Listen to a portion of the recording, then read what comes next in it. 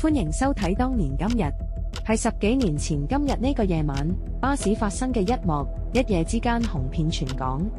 我有壓力，你有壓力，未解決，未解決，呢幾句經典說話。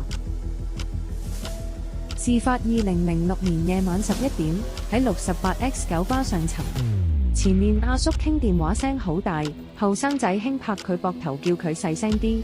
阿叔覺得被人挑釁，即場大爆發。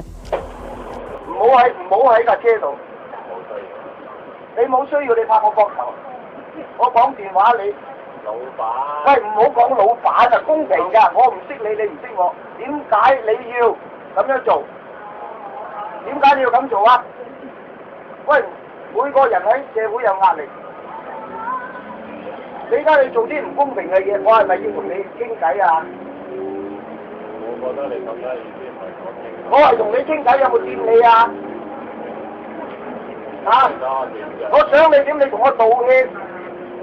唔好意思。做咩唔好意思啊？我係講啱定你啱？你講嚇？你想攞彩啫，唔好意思啊，老闆。我唔係攞彩。調到你啫。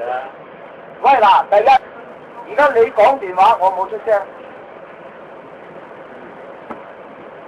你做咩要話我大聲？我好簡單啦，我冇騷擾你，啱唔啱啊？唔啊！我就想同你解決。解決咗就係咁。未解決。解決咗。未解決。未解決。大家即係解決咗佢啦，簡單。你講電話，我冇話你，你話我乜嘢先？喂，你夠講電話，我有冇話你大聲騷擾到人啊？大家都係講電話啫，講電話一定有聲，但係你咧把聲咧，大家都一樣咁噶啦。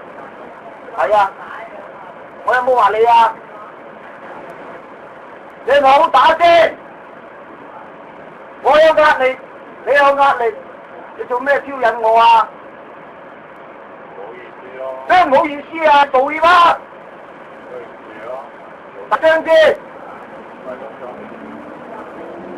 嗱，以後唔好話，警告你啊！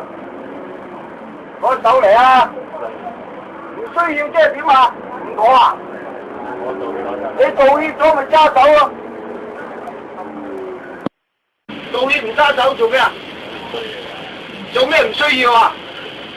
唔揸手即係未掂，唔揸手即係未掂啦，未掂咁即係搞到掂啦要係嘛？我講電話你騷擾我，你講電話我有冇騷擾你啊？喂，你道歉咗，揸手唔揸？嚇？未解決喎。好，我信下你先。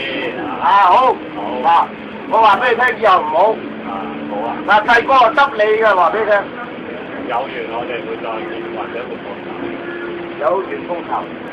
以後唔好再騷擾我，唔好騷擾你 ，OK？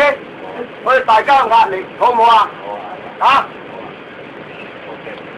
就喺雙方爭執最激烈一刻，阿叔電話突然響起，成場衝突就即刻煞停。短短幾句對白，瞬間席捲全城網絡，成為一代香港人最深嘅集體回憶。直到今日再睇返，依然滿滿共鳴。